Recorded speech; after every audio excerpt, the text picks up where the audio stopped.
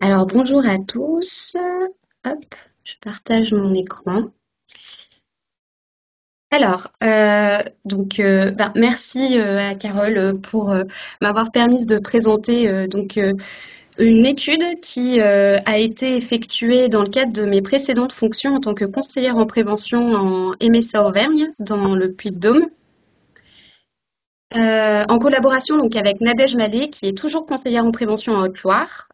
Aujourd'hui, donc j'occupe une fonction de conseillère nationale et je suis en charge de la filière plutôt enseignement agricole. Et c'est dans la suite de ces travaux que je poursuis actuellement et que je nourris les réflexions de notre prochain plan santé-sécurité au travail qu'on est en train de construire en collectif au sein de la Caisse centrale qui détermine en fait notre cadre de travail. Et donc, l'idée de ce travail-là, c'était plutôt de s'interroger euh, de comment était appréhendé le mal-être agricole aujourd'hui, comment chacun intervenait un peu là-dedans, et entrevoir la place que nous, préventeurs des santé-sécurité au travail en MSA, on pouvait prendre, non pas en prévention du mal-être, mais en prévention primaire du mal-être. Donc, pour commencer, l'idée, c'était de se poser la question, finalement, le mal-être en agriculture, de quoi parle-t-on? Aujourd'hui, l'indicateur qui est suivi par notre État, c'est le nombre de suicides. Et effectivement, le nombre de suicides est un révélateur de fragilité d'un système moral et culturel. Cependant, le suicide n'est pas un indicateur de processus, mais bien un état final de ce processus du mal-être. Les instances gouvernementales, en tant qu'organisatrices de la vie de la cité, doivent prendre en compte cet indicateur et sont donc dans l'obligation d'agir pour que la cité vive. C'est pas moi qui le dis, c'est Platon. Mais bien que le suicide traduise un mal-être certain et alertant, le mal-être, lui, ne traduit pas forcément le suicide. Effectivement, le suicide n'est qu'une conséquence, hop, n'est qu'une conséquence parmi tant d'autres. Et c'est un indicateur qu'on pourrait appeler ou qu'on pourrait mettre en image autour de l'arbre qui cache la forêt. Effectivement, le suicide n'est qu'une conséquence parmi tant d'autres. On va retrouver la perte de passion, l'état sanitaire aussi des animaux qui peuvent être révélateurs du mal-être de l'agriculteur, des démobilisations, des conflits dans dans les GAEC et autres. Et tous ces facteurs-là peuvent résulter de facteurs inhérents à la vie privée. Et pour cela, il y a multiples actions qui sont menées aujourd'hui par les travailleurs sociaux, mais aussi les services de recouvrement qu'on retrouvera, des MSA, qu'on retrouvera un peu plus tard. Cependant, nous, ce qui nous intéressait, puisque vis-à-vis de ces dispositifs, on se rend compte que s'ils existent, c'est plus en approchant le mal-être comme une approche plutôt centrée sur un individu, comme un être plutôt psychosocial et économique. Nous, en service santé-sécurité au travail, notre action, elle se situe plutôt au niveau de la vie professionnelle, autrement dit le travail. Effectivement, les causes du mal-être peuvent trouver leur origine dans le travail qui représente pour chacun d'entre nous 70% du temps des individus et bien plus pour les agriculteurs qui ont en plus les deux sphères étroitement liées. Effectivement, aujourd'hui, c'est d'autant plus vrai que le travail est vraiment mis à mal, notamment en lien avec un contexte économique, environnemental, climatique, sanitaire, qui vient complètement chambouler les modèles agricoles établis de chacune des structures et inquiète l'avenir de l'agriculteur et par conséquent celui des agriculteurs eux-mêmes. À cela va s'ajouter aussi de nouvelles pressions sociétales qui affichent une volonté rigoureuse de respecter à la fois la nature, le bien-être animal, associée avec une demande de produire plus pour que tout le monde puisse bénéficier de ces produits. Et donc, c'est dans ces contextes que l'agriculteur aujourd'hui se retrouve face à ce qu'on va appeler, nous, des injonctions paradoxales, c'est-à-dire des conflits de valeurs dans son activité de travail. Et c'est ça qui peut des fois conduire au mal-être. Et c'est là-dessus qu'on va s'intéresser. Effectivement, le travail, il peut altérer la santé et être à l'origine des troubles psychosociaux ou à l'inverse, contribuer à construire. Et c'est tout notre enjeu, c'est de faire en sorte que le travail construise la santé des travailleurs. être en incapacité finalement de réaliser ce qu'on souhaiterait faire et ce avec la qualité attendue. Bah, là aussi, c'est pas moi qui le dis, c'est Yves Clos, le psychodynamicien du travail, qui dit qu'il n'y a pas de bien-être sans bien faire. Et c'est pour cela qu'on s'intéresse à cette sphère du travail. En effet, du coup, au travers de nos pérégrinations d'intervenants en exploitation, puisque j'étais à ce moment-là conseillère en prévention, à défaut de ne pas être journaliste, je vais tenter de vous emmener dans un récit d'un agriculteur que j'ai accompagné, de manière à ce que on puisse illustrer de façon très empirique le constat que je viens de vous poser. Donc, bien évidemment, par souci d'anonymat, on a modifié les prénoms, mais c'est Vincent qui, au cours de sa 8e année d'activité, soit 3 ans après son installation, il souhaite augmenter son cheptel pour un meilleur revenu. Cependant, donc, il a actuellement le parcellaire que j'ai entouré en rouge. Cependant, pour pouvoir conserver son autonomie en matière première alimentaire, qui est un accent très fort en matière de valeur environnementale, mais pas que, c'est que ça constitue aussi une charge en moins et un facteur sécurisant pour son modèle économique. Et ben, il a besoin, s'il augmente son cheptel, d'acquérir plus de parcellaires. Par chance, dans son, au niveau de son territoire, il y a des parcellaires que j'ai entourés en vert qui sont actuellement soit en vente, soit en location. Et bon, ça se voit assez à l'œil nu, hein, sur le plan cadastral, on voit que les parcellaires ne sont pas identiques par rapport à ceux qui possédaient avant. Effectivement, on observe un parcellaire qui se veut plus morcelé, plus petit, plus étroit. On ne voit pas sur le plan cadastral, mais après coup, on s'est rendu compte que c'était aussi pour certains en pente. Or, ces parcelles actuelles ne le sont pas. Et donc, compte tenu des caractéristiques de ce nouveau parcellaire qu'il souhaite acquérir, Vincent va devoir investir dans un tracteur plus compact et d'autres matériels de travaux au champ qui ont la caractéristique d'être finalement beaucoup plus adaptés aux parcellaires concernés. Et donc, Vincent, à ce moment-là, décide d'appeler la MSA pour avoir une aide financière. Mais lors de la rencontre avec la conseillère en prévention, donc c'était moi, il n'avait pas encore acquéri tout ça. Donc, j'ai essayé d'identifier qu'est-ce qui se cachait derrière cette volonté d'acheter son tracteur, à quoi ça répondait. Et on a essayé de projeter finalement qu'est-ce que ça allait supposer dans son travail de demain, par le biais de ce qu'on appelle, nous, les simulations. Et effectivement, Vincent a eu raison. Le parcellaire détermine bien le matériel adapté aux caractéristiques des parcellaires. En revanche, il y a plein de choses qu'il n'avait peut-être pas anticipées ou qu'il n'avait pas pris le temps de réfléchir par rapport à son cap d'entreprise. Effectivement, on a simulé la question de la tâche de poser les clôtures, le temps que ça allait prendre, l'état de ces parcellaires qu'il allait acquérir et qui supposait plein de travaux en amont de pouvoir poser les clôtures.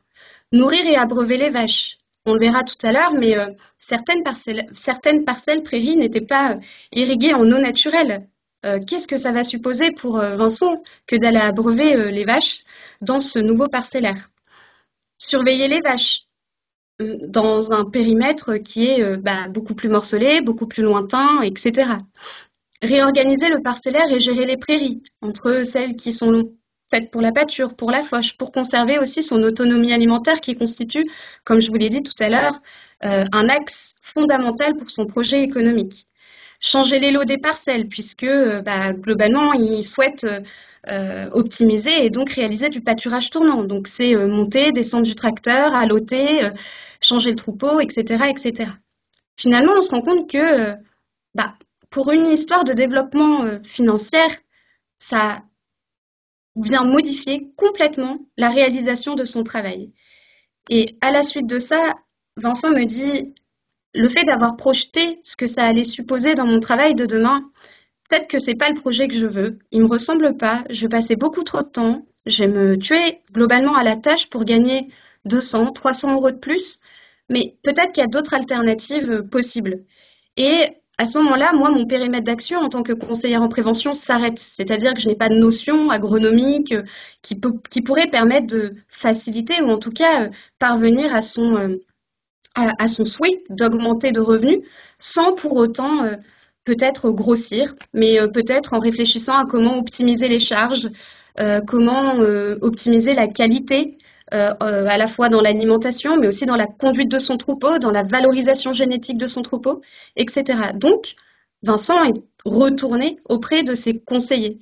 Finalement, toute cette approche, toute cette démarche a conduit Vincent à avoir un vrai rôle de chef d'entreprise pour mieux définir ce dont il avait besoin et se retourner auprès d'experts qui pourraient le conseiller. Effectivement, ce qu'on se rend compte finalement, c'est que pour une demande qui visait à augmenter de revenus, à savoir un modèle économique souhaité, il y a eu ça a supposé un système d'exploitation. En l'occurrence, là, c'est augmenter le disponible avec des objectifs fixés. Sauf qu'on s'est rendu compte qu'en projetant le travail à réaliser pour satisfaire les objectifs, il y a eu des nouveaux besoins matériels et organisationnels.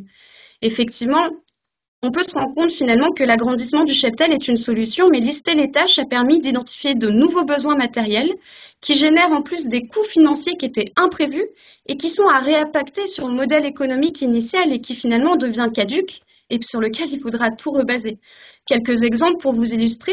À Brevet, si certaines parcelles de pâture en cours d'acquisition ne sont pas irriguées en eau, c'est des nouveaux investissements, c'est des tonnes à eau supplémentaires, c'est peut-être des raccordements en fonction de ce qu'il souhaitera. Mais ça c'est un coût financier qui n'était pas prévu. C'est des nouvelles réorganisations de travail, c'est un coût de carburant, parce que si c'est des tonnes à eau, c'est multiple allers-retours, notamment dans son territoire. C'est de l'impact environnemental, lui qui a quand même le souhait d'aller vers quelque chose de plus vertueux, environnementalement parlant. Acquérir le matériel aussi, c'est doubler son parc machine, sauf que son espace de stockage et l'atelier étaient sous-dimensionnés. Donc c'est aussi des nouveaux investissements pour terrasser, construire un bâtiment. Donc là encore, des coûts économiques imprévus sur le modèle économique initial, sur son business plan qu'il faut réintroduire. Donc finalement, le business plan sur lequel on a calculé qu'il fallait par exemple 30 votes de plus, il est à recalculer. Le coût à l'entretien des machines, l'organisation de travail dédiée à l'entretien des machines. Bref, tout ça pour dire qu'à travers ce récit, on voit bien qu'un agriculteur, il fait face à multiples pressions. Le poids de l'héritage, la pression financière, la pression du foncier, la pression des acteurs du monde agricole que nous sommes tous, la pression des normes réglementaires, les tendances sociétales, les pressions environnementales, et tout ça a un impact sur son travail, mais ces choix qui derrière déterminent l'implication que ça va avoir dans son quotidien de travail. Du coup, on s'est interrogé avec Nadège sur mais de quelles ressources finalement dispose l'agriculteur pour formaliser son projet en tenant compte du travail quotidien qu'il va réaliser demain. Pour cela, on a, je remercie la Chambre de l'agriculture qui a modélisé ce schéma qui reprend les grandes étapes au projet de l'installation et qui l'a fait de façon hélicoïdale. Et je trouve ça super révélateur puisqu'on voit ce parcours à l'installation, on pourrait s'apparenter à un parcours du combattant. C'est multi-étapes avec lesquelles on rencontre multiples acteurs. On a souvent très hâte que ce projet se réalise, donc finalement, on passe par ces étapes incontournables, mais est-ce qu'on a vraiment le temps pour poser vraiment notre projet et réfléchir à ce que ça va impacter dans notre travail et le coût humain que cela va nécessiter. Du coup, on s'est posé la question de comment était abordée la question du travail en formation initiale, à savoir dans les établissements scolaires. Pour cela, on s'est rapproché des différents référentiels et on se rend compte que il y a bien un objectif de formation, c'est d'accompagner le candidat à mûrir son projet de création, analyser la faisabilité de l'intention, définir un système d'activité qui soit réaliste et qui réponde à ses aspirations et définir un plan d'action vers l'installation. Et effectivement, on voit que y a un module, le plus gros, de 49 heures, que je vous résume ici, qui est bien sur la question de la faisabilité de l'intention et le choix du système d'activité, où il est demandé d'étudier la faisabilité du projet. J'ai eu la chance de pouvoir intervenir et observer le module dans un lycée agricole. Et on s'est rendu compte dans ce lycée que on était sur une approche qu'on veut globale du système. C'est-à-dire qu'on étudie plutôt la cohérence macro de l'entreprise sur un volet purement technique, agronomique, économique. Je vous donne un exemple, j'en ai pris 3, mais je vais en prendre qu'un par souci de temps. C'est par exemple un étudiant qui adore la pêche et qui a envie de reprendre une pisciculture. effectivement, on le challenge sur est-ce que ce projet-là est faisable au regard de la ressource en eau, puisqu'on sait que par exemple pour élever des truites en Auvergne, enfin c'est la truite qu'ils souhaitaient élever, il faut qu'il y ait énormément de débit et une température d'eau relativement froide. Et en fonction du système qu'ils souhaitent avoir, système élevage artificiel ou un système d'élevage naturel, aujourd'hui, peut-être que ce projet, au regard, en tout cas naturel, au regard du débit et de la température de l'eau et du réchauffement climatique, c'est peut-être pas un projet qui va être garant et viable économiquement. Donc, finalement, on voit que cette approche, elle est évidente et nécessaire, mais dans de nombreux cas, on se rend compte qu'elle est peu suffisante pour préparer ce futur installé à anticiper ce que cela va supposer d'un point de vue du travail. Effectivement, de façon modélisée, on a ce projet du cœur, donc c'est j'adore la pêche et j'ai envie d'élever des truites, pour la faire très simple. J'ai un modèle économique de référence, c'est est-ce qu'aujourd'hui le lieu dans lequel je voudrais le faire me permet de pouvoir satisfaire ce projet-là. C'est ce qu'on va appeler la cohérence méta. Est-ce que ce que je veux réaliser va me permettre de générer des gains économiques? Donc on est sur cette question de viabilité.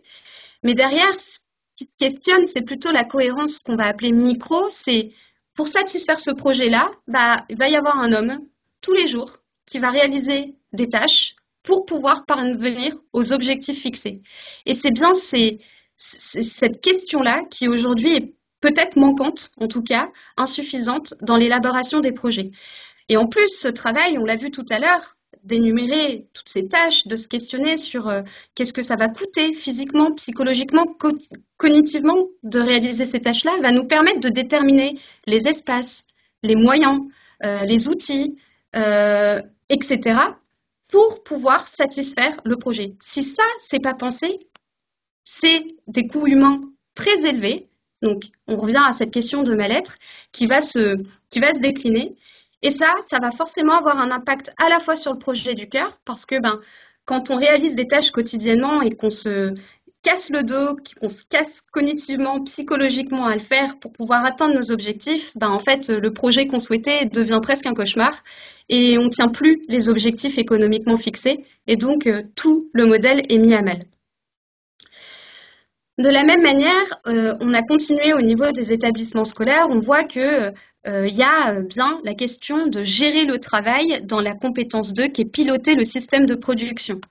Ici, ce qu'on s'est beaucoup rendu compte, c'est que quand même le travail, alors de façon très stigmatisée, mais on est quand même sur une approche où le travail est abordé sur le volet conscientant, mais pour nous, ça a des limites. Par exemple, si on prend l'exemple du paillage, on ne peut pas qualifier ou normer un temps de paillage selon un mètre carré, parce que le temps de paillage va largement dépendre de la typologie et de la qualité de la paille, des moyens techniques dont on dispose pour pailler, de la conception du bâtiment et du lieu de stockage aussi de la paille, parce que si notre lieu de stockage est à l'opposé, forcément, ça a intégré dans la question du temps de paillage, et aussi de la dimension subjective de l'individu.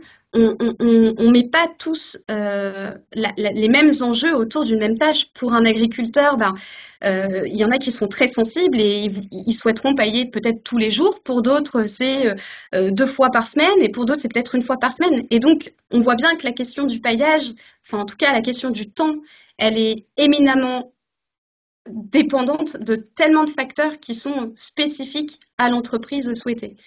Et d'autant plus que le temps passé à la tâche ne dit rien du travail soutenable ou pas. On peut très bien réaliser une tâche rapidement tout en s'étant cassé le dos. Et à l'inverse, finalement, une fois qu'on a fini cette tâche-là, alors qu'on y aura mis moins de temps, on n'aura peut-être mis que 10 minutes, mais si on s'est cassé le dos pour réaliser la tâche en 10 minutes, ça a quand même des impacts derrière sur la santé et ça questionne largement la pérennité de l'exploitation. Ensuite, on s'est questionné aussi, on a eu l'occasion de travailler en collaboration avec un CERF France au niveau de la région Auvergne et ils nous ont permis d'assister aux conseils qui étaient donnés par des conseillers de gestion pour aider à élaborer l'étude technico-économique. Ce dont on s'est rendu compte de façon très simplifiée, bien évidemment, c'est bien plus complexe que ça, Mais de façon grossière, on a un éleveur qui arrive avec un projet qui est souvent très lacunaire parce que c'est difficile pour lui de mettre en mots vraiment ce qu'il souhaite vraiment. Lui, il n'a qu'une envie, c'est que son projet se réalise le plus vite possible. Donc, il a son business plan. Par contre, il n'y a pas effectivement toute la définition de ses activités futures.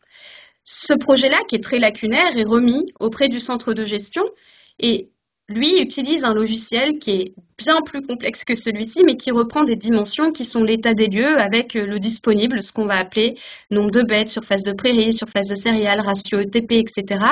Les sorties, donc c'est-à-dire plutôt ce qui est dépensé, donc c'est tout l'argent qui sort, et puis les entrées d'argent. De là, il y a un espèce de routeur qui s'active et ce qu'on voit, c'est des chiffres apparaître en rouge, en vert, et c'est sur ces aspects rouges qu'on va essayer de calibrer. Et pour calibrer ces numéros rouges, enfin ces chiffres rouges, qu'est-ce qui se passe? On fait soit varier quantitativement les ressources pour équilibrer le système, donc on va augmenter le nombre de bêtes ou peut-être augmenter le nombre de prairies, etc. Ou alors, on va essayer d'optimiser en créant ce qu'on va appeler de l'amortissement et derrière, ça rééquilibre le système. On ne va pas rentrer dans ces aspects techniques parce que ce n'est pas ma fonction et je serais très mal placée pour le faire. Mais globalement, qu'est-ce qu'on constate? C'est que on va constater qu'il y a une déclinaison du projet qui est réalisée à partir de conseils du coup économiques et réglementaires. Les conseils qui vont être donnés, c'est peut-être qu'il faut que tu investisses pour pouvoir réduire ou au contraire, il va falloir que tu augmentes ton cheptel pour pouvoir avoir plus de revenus, etc. Mais derrière, ça ne dit rien de ce que ça va supposer dans le quotidien du travail futur qui, lui, n'est jamais évalué par rapport à ses conseils. Et donc, l'agriculteur se retrouve face au fait accompli dans sa réalisation quotidienne. Après ces récits, l'idée, c'était de prendre un peu de hauteur pour se questionner sur nous, en tant que SST, préventeur, et avec toute la boîte à outils dont on dispose, à la fois nos démarches, mais aussi les partenaires, par exemple les ergonomes avec qui on travaille, on s'est dit que finalement, le but du jeu, c'était bien de faire en sorte que l'agriculteur soit maître de son projet. Et qui dit maître de son projet, c'est qu'on puisse l'outiller à définir son projet. Parce qu'on peut s'imaginer, on ne peut pas remettre la faute non plus que sur les conseillers de gestion, les architectes, les équipementiers. L'idée, c'est aussi de responsabiliser l'agriculteur à bien spécifier ce qu'il veut, ce qu'il souhaite, ses ressources, mais aussi ses limites, de manière à ce que le professionnel expert puisse le conseiller et l'orienter vers quelque chose qui soit adapté. Et donc, on s'est rendu compte que, oui, l'idée, c'est de l'éclairer par une approche travail qui est, du coup, la boussole, à rester capitaine de son bateau, puisque finalement, c'est essayer d'identifier les cohérences entre son projet initial, qu'est-ce qu'il veut, qu'est-ce qui l'anime, ce vers quoi il aspire, quelle agriculture il souhaite mettre en place. Le modèle économique envisagé, qui est cette cohérence technique, agronomique, réglementaire, économique, sur lesquels aujourd'hui il y a des accompagnements très forts.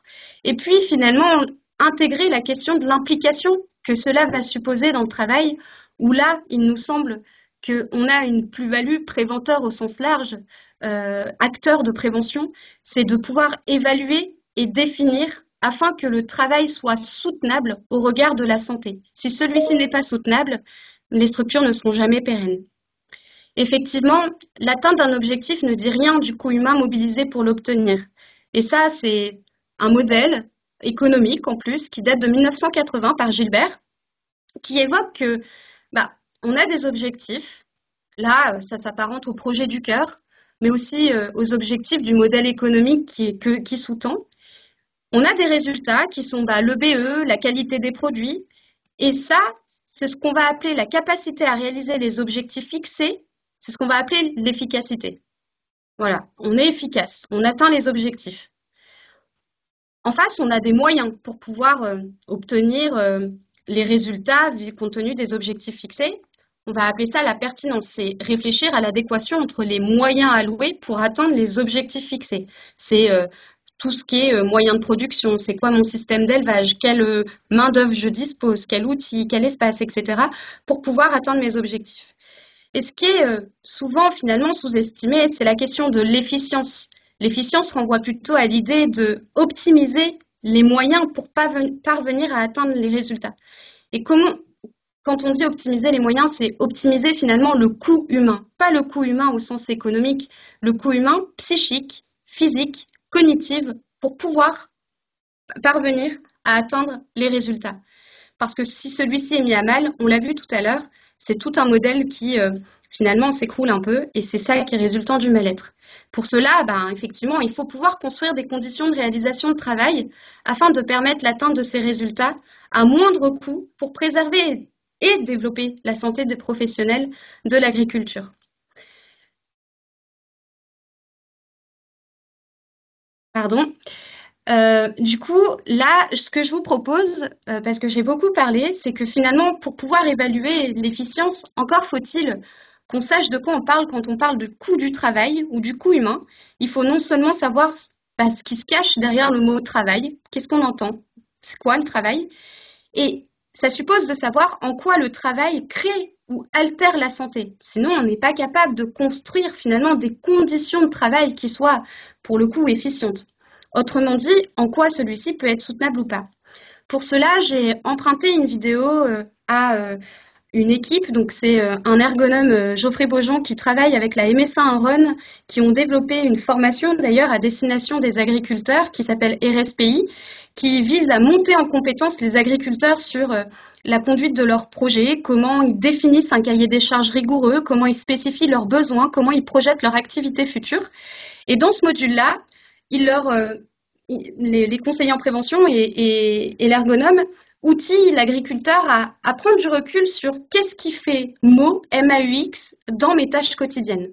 Donc, ce que je vous propose, c'est de visionner cette petite vidéo et puis d'essayer de capter qu'est-ce qui est coûteux pour les travailleurs, selon vous, dans cette vidéo. Je ne sais pas si la consigne est claire. La vidéo, malheureusement, ne sera pas transmise parce que elle appartient, du coup, elle ne m'appartient pas. Je remercie pour ceux, je ne sais pas s'ils sont là, mais en tout cas, je les remercie de me l'avoir empruntée. Mais du coup, voilà, l'idée, c'est de la regarder dans un premier temps et d'essayer, selon vous, de dire ce qui est difficile dans le travail. Il me semble que c'est à vous de jouer, Carole. Alors, on J'ai vous propose... partagé un petit sondage. Est-ce que vous l'avez tous? Andy, vous le voyez? Oui, parfait. Alors, ça doit être bon. On vous propose du coup, par ce nuage de mots, de taper par mots-clés ce qui, selon vous, est coûteux pour la santé de ces opérateurs.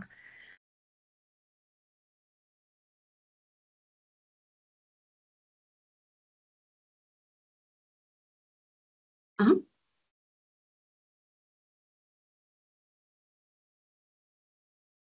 Personne qui répond. Je vois pas.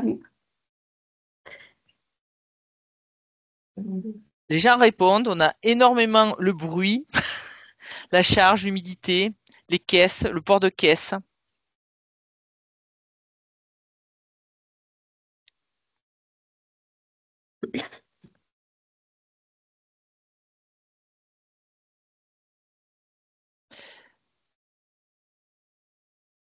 Je vois pas les. Alors, vous le voyez pas. Alors, attendez, je vais essayer de. Voilà. Hop.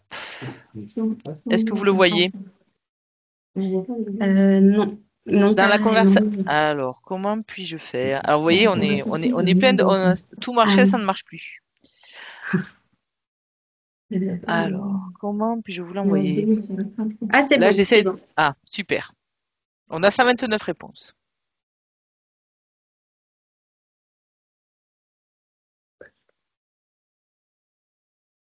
Ça continue à remplir. Bon, le bruit arrive vraiment en premier. Le poids, les charges, la hauteur.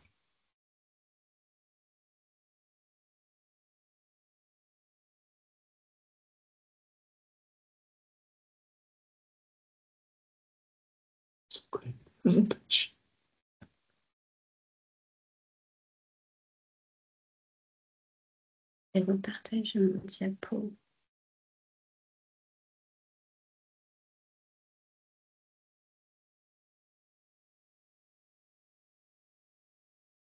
Ah, ça s'est stabilisé un petit peu, je Oui, là crois. on a 158, ouais, voilà, 158 réponses. Ok.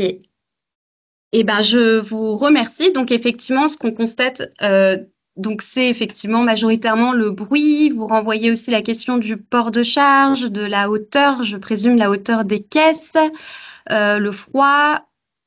Pour celui ou celle qui a écrit manque, c'est manque, manque de, Est-ce que la personne manque qui de a écrit manque place, manque se d'espace? manifester, Voilà, dans la conversation, manque manque d'espace. d'espace. Ok. Donc le Et lieu manque est d'organisation. ok. Alors, hop. Et ben, je vous remercie pour tout ça. Et effectivement, je crois que donc c'est Adélaïde qui a mis un commentaire. Carole, peut-être vous pourriez le lire, s'il vous plaît. Tout à fait. Je dirais que pour connaître ce qui est coûteux pour eux, les observations des comportements ne suffisent pas. Il faudra coupler avec des entretiens pour connaître de leur point de vue ce qui coûte. Mais on peut en dire des choses de notre point de vue, bien sûr. Eh ben, effectivement, je suis, alors pour ma part, d'accord, et pour les autres, j'ai l'impression qu'il y a des petites réactions de pouce. Mais effectivement, ce dont on se rend compte, c'est que, alors je reprends mon diapo, vous dites, hop, est-ce qu'on voit? Non, on peut peut-être le fermer. Vous avez encore vous avez le nuage de mots affiché ou pas? C'est Parce que bon, nous on l'a on le voit plus, pas. Nous. Voilà. on l'a plus. Par contre, je ne vois plus mon diapo. Voilà, Ok. c'est bon.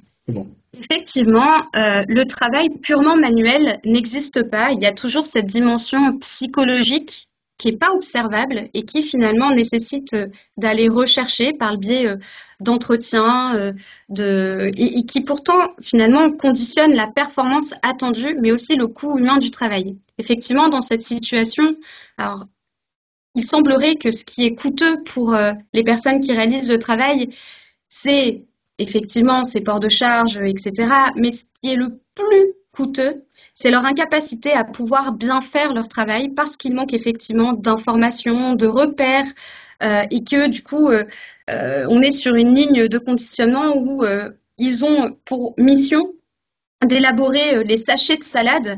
Vous savez, ces fameux sachets de salade que vous achetez en grande surface où il y a plusieurs mélanges. Et ben, ils doivent réaliser ça. Sauf que ben, réaliser ça dans un temps imparti, quand on ne connaît pas la localisation de ces différents types de salades, alors oui, ok, on sait la différence entre la laitue et et le chêne, pardon, mais il y a plein d'autres variétés. Il y a des variétés qui se ressemblent énormément. Il n'y a pas d'indication. On n'a peut-être pas l'ordonnancement en amont. On a aussi une multitude de tâches à réaliser au-delà que d'approvisionner la chaîne. C'est vérifier les débourrages, c'est l'arrêter, c'est changer, c'est peut-être nettoyer. Et finalement, on se rend compte que si on n'accède pas à cette dimension, on loupe. On loupe des choses et on passe à côté de ce qui est vraiment coûteux.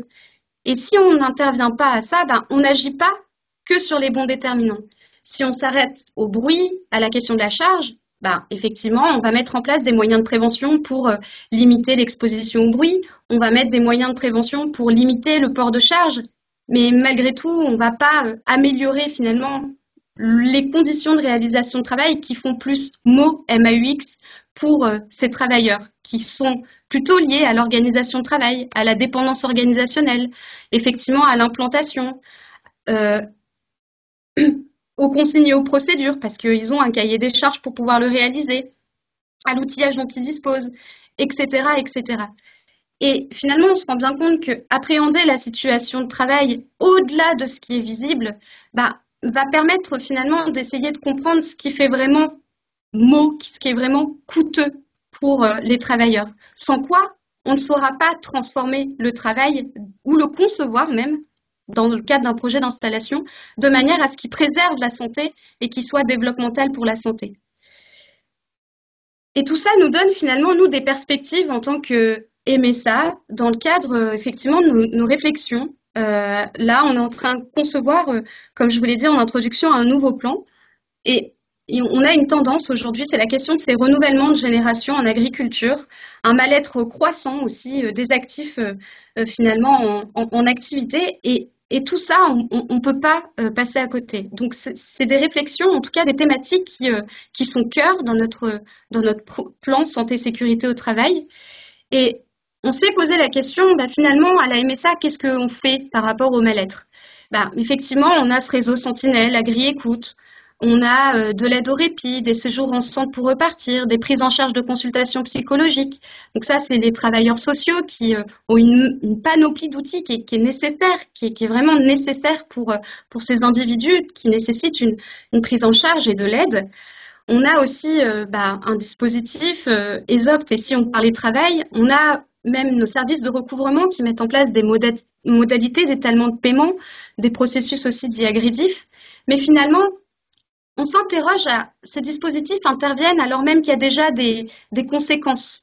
Et nous, on s'interroge à quelle place pour cette prévention primaire du mal-être. Et pour nous, on se rend bien compte que pour construire des entreprises agricoles qui sont viables au sens économiquement, techniquement, au niveau environnemental, mais aussi vivables, c'est-à-dire qui préservent et qui construisent la santé, pour prévenir justement ce mal-être, il est essentiel d'adopter ce qu'on appelle une approche globale, systémique, qui intègre toutes les dimensions, à la fois économiques, agronomiques et humaines. Effectivement, le modèle de durabilité le suppose, c'est-à-dire que la durabilité n'existe que quand il y a la rencontre de ces trois dimensions. Et c'est vrai qu'en tant que régime de sécurité sociale de protection des agriculteurs, la MSA, avec l'appui de ses services de santé sécurité au travail, on est en train d'explorer notre rôle d'un point de vue du conseil, de la formation auprès de nos adhérents. On est accompagné par multiples partenaires pour pouvoir réaliser ces formations, ces conseils. Mais on s'interroge à essayer de construire notre rôle tout au long de la vie d'une entreprise. Et on s'interroge sur les synergies possibles et nécessaires, et j'insiste sur le nécessaire, pour une meilleure prévention et un accompagnement durable. Parce que nous n'avons pas les compétences économiques, nous n'avons pas de compétences agronomiques, pas de compétences environnementales. Par contre, on a la compétence de la question d'analyser le coût humain du travail. Et effectivement, de façon très grossière, on vous présente du coup les grandes questions qu'on se pose aux différentes étapes. C'est à la formation initiale des agriculteurs, on veut continuer de développer la place de la prévention des risques professionnels au sein de l'enseignement agricole. Effectivement, on a une convention tripartite entre la DGER, la MSA et le ministère du Travail, donc DGER, ministère de l'Agriculture, qui vise deux objectifs, pas que, mais en tout cas deux objectifs principaux, qui est la montée en compétence des équipes pédagogiques et des maîtres de stage et apprentissage. Mais pour cela, on ne peut pas agir tout seul. C'est-à-dire que pour pouvoir monter en compétence ces équipes pédagogiques, encore faut-il qu'elles soient disponibles, qu'elles aient un lieu pour pouvoir, une organisation qui permette cette montée en compétence des équipes, qu'il puisse y avoir une organisation en interne de ces lycées et qui vise cette possibilité-là, de même pour les maîtres de stage et apprentissage. Donc seuls, nous en tant qu'MSA, on peut développer plein de choses, mais on va se retrouver un peu limité. Donc cette convention, c'est un atout pour nous, pour pouvoir essayer de continuer à promouvoir ça et le rendre vraiment possible. Parce qu'on le sait, c'est que aujourd'hui les lycées agricoles sont aussi en difficulté, que ce soit public ou privé, et on n'a pas forcément les disponibilités d'équipe pour pouvoir réaliser ce qu'on aimerait faire. Au niveau de l'installation, plusieurs objectifs. C'est outiller les agriculteurs à définir leurs choix stratégiques, choix de culture, de système d'élevage et objectifs. Ça ne nous concerne pas puisqu'on n'est pas du tout compétent là-dessus. Donc ça, c'est sur la dimension plutôt via la viabilité du projet. On sait aujourd'hui que dans les parcours d'installation, que ce soit le parcours d'installation proposé par la Chambre, mais aussi ceux qui sont annexes, comme le réseau des ADEAR, on voit que c'est vraiment une dimension qui est travaillée et elle est nécessaire. On l'a vu dans le projet, même en formation initiale, c'est vraiment nécessaire d'étudier cette viabilité du projet. C'est la première pierre à l'édifice. En revanche, ce qu'on aimerait nous un peu plus pousser, c'est comment on peut se saisir de ce projet-là, de ce business plan pour aider à continuer à projeter et évaluer ce que ça va supposer dans le travail. Parce que pour atteindre les objectifs, il y a cet homme derrière qui va devoir réaliser ces tâches. Et c'est ce qu'on va appeler, nous, la vivabilité du projet. De même, on se dit que pendant le parcours d'installation, Il faut accentuer l'idée de pouvoir interroger la résilience du projet. Aujourd'hui, il y a un contexte qui est en mutation complète et aujourd'hui, il faut pouvoir accentuer la question de est-ce que ce projet-là est résilient? Est-ce qu'il est résilient si j'ai l'introduction d'un aléa climatique? J'ai la question de la prédation. Bah, comment mon projet se réajuste par rapport à ça? Et ça, par le biais de simulation, bah, ça pourrait leur permettre d'anticiper, voire même de projeter et peut-être même d'identifier en amont tous les acteurs qui pourraient les accompagner dans le cas même où ça arriverait. Mais pour cela, ça suppose beaucoup de synergie. Ben, nous tous, conseillers en gestion, banquiers, conseillers techniques, agronomiques, préventeurs au sens large, travailleurs sociaux, qui peuvent travailler ensemble pour garantir une installation réussie, équilibrée et durable. Si je dis ça, c'est parce que on a une place qui est très hétérogène sur les territoires concernant l'installation, notamment sur le stage 21 heures, où finalement on a la capacité de pouvoir présenter ce qu'est le service santé-sécurité au travail pour ceux qui ont la possibilité d'y intervenir. Mais est-ce qu'on ne pourrait pas réfléchir collectivement à construire un processus d'évaluation finalement du projet dans sa viabilité et dans sa vivabilité? C'est des interrogations, voilà, je vous les pose parce que on est tous acteurs, je crois, dans ce monde-là, on agit tous. Donc l'idée aussi de cette partie-là, vu que c'est des perspectives, c'est n'hésitez pas à rebondir. Je vois pas du tout les réactions, mais si vous avez des commentaires à formuler, n'hésitez pas à les mettre en commentaire dans la conversation. La formation continue des agriculteurs est elle aussi très importante. On sait que dans la formation initiale, elle est déjà dense, elle est très axée sur des aspects techniques. On voit qu'aujourd'hui, il y a une volonté de la DGER de transformer les référentiels de formation en y intégrant les questions de des risques psychosociaux, du management, de la gestion, etc. Cependant, on se dit que il faut que ça puisse continuer en formation continue. Et donc, l'idée, c'est d'identifier et satisfaire des besoins en formation qui seraient nécessaires au pilotage d'une structure. Effectivement, il faut accentuer ces formations autour du pilotage, de l'entrepreneuriat, du management, mais aussi de la transmission pédagogique, parce que dans la vie d'un agriculteur, on peut être demain maître de stage et maître d'apprentissage. Réactualiser toutes ces connaissances techniques, agronomiques, réglementaires, de manière à les outiller à devenir des futurs dirigeants qui soient vraiment maîtres de leur projet. Et ces connaissances basales, pour reprendre l'expression d'un collègue, elles sont nécessaires pour pouvoir gérer une structure. On ne demande plus à un agriculteur d'être que technicien. Il lui faut pouvoir piloter son entreprise. Et là aussi, c'est un appel du pied, mais c'est une synergie qui est nécessaire avec tous les acteurs du monde agricole pour proposer à la fois les formations des uns et des autres. Donc, ça suppose de savoir qui fait quoi, qui propose quoi comme formation, et puis peut-être même en concevoir d'autres en pluridisciplinarité en intégrant toutes ces questions-là. Projet de développement des entreprises, on voit que les entreprises sont sans cesse en train d'avoir de nouveaux projets, de nouvelles envies, de développer leur entreprise, circuit court, vente directe, rajouter une nouvelle filière. L'idée, c'est de pouvoir les accompagner en questionnant à la fois les équilibres économiques, mais aussi de santé au travail, en optimisant ses conditions de réalisation de travail, en intégrant les questions, bien évidemment, de qualité de vie, et aussi les questions des charges économiques associées au projet. Et dans l'idéal, et quand cela est possible, de réfléchir aussi aux nouvelles pratiques agroécologiques. Là, pareil, on a besoin de mise en synergie pour accompagner ces structures qui ont de nouveaux projets de développement sur ces questions-là, c'est-à-dire qu'il y a ces conseils agronomiques, économiques qui sont nécessaires. Est-ce que ce projet de développement tient? Est-ce qu'il est viable? Mais qu'est-ce que ça suppose aussi dans ce travail? Du coup, de projeter ce que ce développement va nécessiter d'un point de vue du coup humain. Et pour cela, effectivement, ça suppose qu'on travaille un petit peu mieux en synergie tout à chacun, qu'on définisse aussi nos périmètres d'action, qu'on co-intervienne peut-être par moment, pour pouvoir les accompagner durablement. Et puis, il y a ce volet transmission qui est important aussi et sur lequel nous, la MSA, en tout cas à côté SST, on commence à réfléchir. On est tout juste au balbutiement. Mais l'idée, ça serait de pouvoir anticiper les enjeux économiques, environnementaux et sociaux pour assurer une transition qui se veut harmonieuse et préserver l'équilibre tant du cédant que du repreneur, en aidant d'une part à la valorisation de l'exploitation, Alors nous, ça sera plutôt sur le volet comment une exploitation est attractive, comment on la rend attractive d'un point de vue des conditions de travail pour assurer une transition à la fois financière et équilibrée. 2, ça serait interroger les adaptations possibles aux évolutions climatiques pour garantir la durabilité. Effectivement, donc ça nous concerne pas, en l'occurrence, c'est pas du tout notre champ d'action, mais il y a des diagnostics qui existent. La Chambre propose des diagnostics d'exploitation qui permet d'interroger ça. L'accompagnement humain, où là, nous, on se dit qu'on aurait peut-être une plus-value avec nos travailleurs sociaux aussi. Je sais qu'il y a des caisses MSA qui travaillent de façon très étroite avec pour créer des espaces de discussion entre le cédant et le repreneur, de manière à ce que puisse y avoir une transmission qui se veut sereine. Et c'est utile dans le cas où on a des transmissions familiales, mais aussi hors cadre familial. Sauf que les déterminants ne seront pas les mêmes.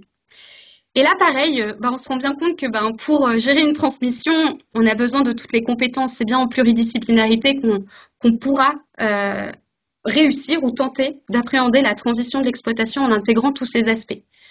Et effectivement, c'est bien ensemble, en travaillant ces synergies à toutes ces étapes, qu'on sera en mesure de construire peut-être le bien-être, enfin je l'espère, et des structures agricoles qui se veulent pérennes. Et je finis par une petite citation, c'est qu'ensemble, devenons les semenciers d'une agriculture durable où bien-être et performance vont de pair. Merci pour votre attention. Merci Andy. Je vais vous adresser la première question. Donc n'hésitez surtout pas à en envoyer plus dans la conversation. On a encore une petite dizaine de minutes. Alors Andy, une question de Céline Bouchage qui te demande si le service SST peut rencontrer des porteurs de projets en rendez-vous individuel alors qu'ils ne relèvent pas encore de la MSA. Ton micro est coupé.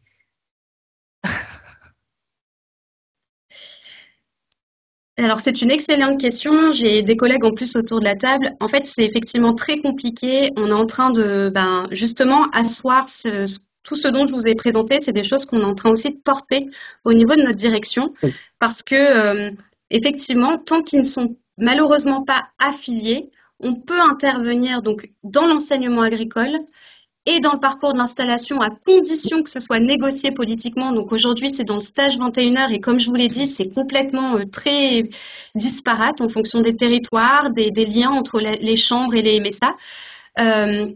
Mais tant qu'il n'y a pas de cadre, entre guillemets, juridique ou en tout cas acté, décisionnel, malheureusement aujourd'hui, on ne le peut pas. Mais c'est ça qu'on souhaite demain porter. Voilà, je ne sais pas si je suis claire.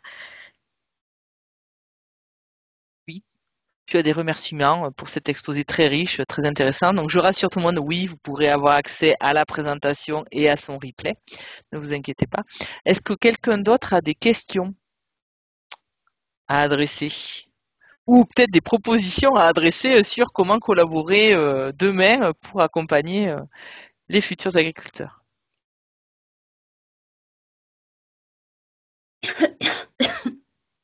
Donc on a du partage de ressources qui arrive dans la conversation. Alors, une question. Donc, hop, attendez, j'ai perdu. De Jean-Baptiste Cavalier. Est-ce que des interventions collectives auprès de groupes de porteurs de projets sont possibles si les individuels ne le sont pas forcément encore? Je pense que ce serait effectivement une très bonne idée de pouvoir construire ça à l'échelle locale. Mais oui, je pense que c'est ça la bonne stratégie.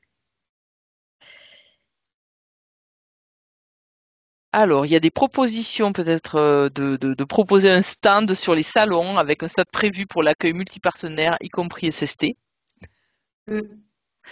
Madame Aubert, si vous voulez préciser votre proposition, vous pouvez ouvrir votre micro. Donc moi je suis Florence Aubert, conseillère en prévention à MSA Lorraine et on était en réflexion avec alors je sais plus de quel organisme il est, mais notre organisme de la MSA, un chargé de mission, quelque chose comme ça, sur la filière équine. Bon, ça pourrait en être une autre. Et l'objectif, c'était sur un stand ou autre, de se faire quelque chose de partagé entre entre l'IFCE, entre la SAFER, les CPS, SST, enfin voilà quelque chose de multipartenaire où les personnes qui viendraient là et qui auraient des projets pourraient déjà s'informer sur tout en même temps. Parce qu'on l'a vu avec la matrice en escargot que c'est assez, il y a énormément d'organismes autour.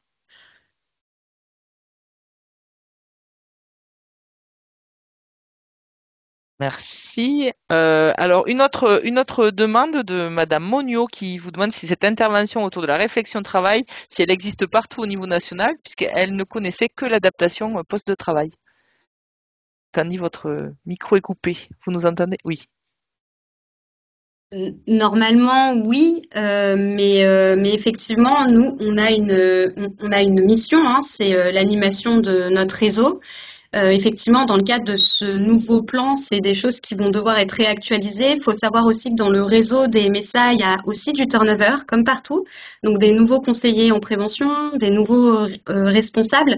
Et donc, il y a nécessité pour nous, en tant que conseillers nationaux, de systématiquement réactualiser, stabiliser un positionnement, le communiquer auprès de notre réseau, de manière à ce que ce soit systématiquement acté, quoi. Mais normalement, oui. Après, avec toutes les limites que je viens de vous évoquer. Donc, il y a une question autour du contenu des stages de 21h. Donc, j'essaie de transcrire parce que je ne comprends pas tout à fait la question. Donc, est-ce que le contenu des stages inclut déjà toutes les informations MSA qui seraient nécessaires à connaître sur des accompagnements futurs? Là, c'est ce que je vous évoquais, c'est que malheureusement, en fait, nous, on est une caisse du coup centrale, pas une caisse nationale. Donc, on donne des grandes lignes directrices et ensuite, les caisses locales ont une espèce d'autonomie pour décliner ce plan national en plan local. Et donc, le contenu, il n'y a pas de contenu écrit, il n'y a pas un squelette aujourd'hui national qui existe. Maintenant, c'est peut-être des choses auxquelles il faudrait qu'on pense, mais on n'aimerait pas non plus chanter l'autonomie des caisses locales qui, pour nous, est la plus-value de notre réseau. Et, euh, et voilà, donc c'est des choses qu'il faut qu'on réfléchisse. Mais je vous remercie pour votre question parce que c'est important pour nous Est-ce que aussi les de personnes qui ont ouvert leur micro peuvent le couper, s'il vous plaît, parce qu'on vous entend dans la... Merci. Vous communiquez beaucoup, dis-moi. Est-ce que vous pouvez couper votre micro, s'il vous plaît? Merci. James, tu as levé la main. Oui, c'est une question que j'avais mise dans le chat, c'est pour savoir s'il existait des différences statistiques entre hommes et femmes concernant le mal-être agricole, le taux de suicide, etc. Est-ce que ça concerne plus un sexe ou l'autre? Tu veux prendre la parole? Aujourd'hui, je prends la question. Je regarderai précisément les stats et je pourrai voir dans quelle mesure je peux vous les communiquer. Mais d'après donc Mathias Tourne, qui est conseiller national en prévention sur la fiche mal-être, et je crois qu'il y a Émilie aussi qui est présente et qui peut peut-être répondre. Oui, Andy. Oui. Bonjour, je suis Émilie Diop, responsable du pôle prévention du mal-être à la Caisse centrale. Merci pour cette invitation. L'année dernière, la direction des statistiques de la Caisse centrale a fait une étude très intéressante sur le surrisque de mortalité par suicide. C'est une étude, on peut vous transmettre tous les éléments par ailleurs. On a une extraction facile d'accès. Donc, on n'a pas de données sur les suicides. Puisque on travaille avec l'Observatoire national des suicides, mais nous avons les données de très nombreuses années après. Donc, on n'a pas forcément de données sur les personnes décédées par suicide. En revanche, on a effectivement des données sur les personnes en surrisque. Et majoritairement, ce sont les hommes qui ont un surrisque par suicide, et notamment exploitants. Entre 50 et 65 ans, un surrisque encore majoritaire chez les plus de 65 ans, parce que là on est à un surrisque de 100%. Les chiffres sont très importants et je préfère vous donner l'étude qui fait quelques pages et qui vraiment réexplique tous ces éléments-là. En revanche, on a effectivement la femme est surreprésentée sur les tentatives de suicide. Et ça, c'est un petit peu la même chose sur la partie nationale, hors agricole. Merci beaucoup. Mais on pourra vous transmettre le support, Andy, je te le transmets. Ah oui, je veux bien. bien, merci Émilie. Alors, on a le témoignage de Madame Mutel. Je ne sais pas si vous êtes encore là, si vous voulez le porter directement. Donc, je vais lire son... Ah oui, bonjour, ben allez-y. Non, c'était juste un petit retour parce qu'effectivement, on se pose la question. Nous, je suis donc en Centre Val-de-Loire. On a une région avec un maillage d'élevage qui est en régression importante. Et dans l'idée, c'était de comment on peut atteindre justement et comment on peut sensibiliser les éleveurs pour prendre en compte toute cette question de travail, organisation, pénibilité et autres pour maintenir leur activité et pas aller dans des situations d'arrêt d'exploitation, voire pire. Et dans ce cadre-là, avec la filière bovin-lait, on a organisé une journée où on a fait appel donc au service RH de la Chambre d'agriculture, à la MSA, donc les conseillers préventeurs, et aussi au service de remplacement pour en fait montrer aux conseillers de laiterie, conseillers élevage, bâtiment aussi, toutes les interactions qu'il peut y avoir entre justement ces différents acteurs et qui puissent être eux entre guillemets porte-parole auprès des éleveurs parce que nous pour atteindre un éleveur c'est plus compliqué que eux. Et donc voilà, dans l'idée, c'était ça. Donc la journée a lieu au mois fin mars, donc je sais pas ce que ça va donner, c'est une première. Donc éventuellement, on pourra vous faire un retour, Andy, sur ce point-là. Je veux bien, Merci beaucoup. Je peux vous envoyer le programme de la journée, comme ça vous donnera une petite idée sur ce qu'on fait. Super, merci beaucoup. De rien. On a aussi le témoignage de Monsieur Benezech sur la formation BPREA qui vise à aider les agriculteurs à appréhender la réalité de leur métier, mais qui constate qu'une fois la formation finie, ils ont parfois du mal à repartir sur leurs acquis précédents et donc comment les accompagner une fois qu'ils se sont installés pour réactiver ces connaissances qu'ils ont apprises lors de leur formation. Donc, je pense que ce sont des questions que vous vous posez aussi, Andy.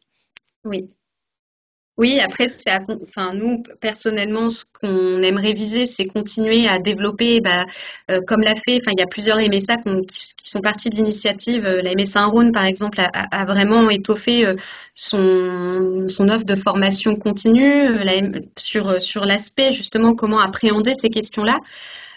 Donc je pense que c'est des initiatives locales qu'il nous faut capitaliser pour transférer sans doute parce qu'il n'y a que de façon collective qu'on sera le plus aussi efficient, nous, pour reprendre la question de l'efficience. Donc c'est peut-être des choses qu'il nous faut développer et homogénéiser, tenter d'essayer d'homogénéiser. Alors, il y a des gens qui essayent de se contacter dans le chat, donc n'hésitez pas à vous échanger vos mails. Alors, il est 13h05, je vais être oiseau de mauvais augure, on va être obligé de s'arrêter là. Mais je vois que vous avez encore énormément de choses à échanger, donc si vous le souhaitez, n'hésitez pas à m'envoyer un mail. Donc, je vais vous partager mon dernier écran, vous avez mon mail dessus.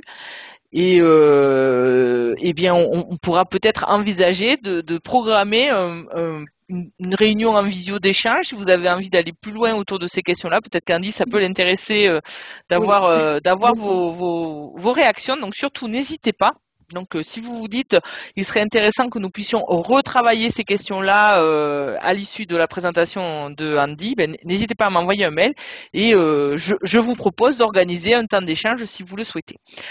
Donc pour les prochaines post-travail qui vont arriver, donc je vous propose le 7 avril, nous parlerons encore malheureusement de ferme en difficulté, mais là en cours d'exercice de la carrière, donc avec l'accompagnement de ces fermes en concertation avec plusieurs structures. Donc ça sera le 7 avril 2025 entre midi et 13 heures. Puis nous parlerons du travail dans les abattoirs le 12 mai. Attention, la pause travail là sera de 13 heures à 14 heures. Et pour la pause travail de juin, nous étudierons le cas du Ghana où la filière risicole permet de créer du travail et des emplois décents. Donc, comme d'habitude, le replay sera disponible dans quelques jours sur la page YouTube de l'Institut de l'élevage et dans l'espace web du RMT Travail en agriculture. Vous pouvez déjà y retrouver toutes les autres post-travail depuis 2023. Et donc, et si vous aussi vous avez envie de partager vos travaux, vos expériences, n'hésitez pas à nous envoyer un mail pour programmer une post-travail sur vos travaux. Je vous souhaite à tous une bonne fin de matinée et un bon repas. Et à très bientôt. Au revoir. Au revoir, merci beaucoup. Merci, au revoir. Merci, au revoir. Au revoir, merci.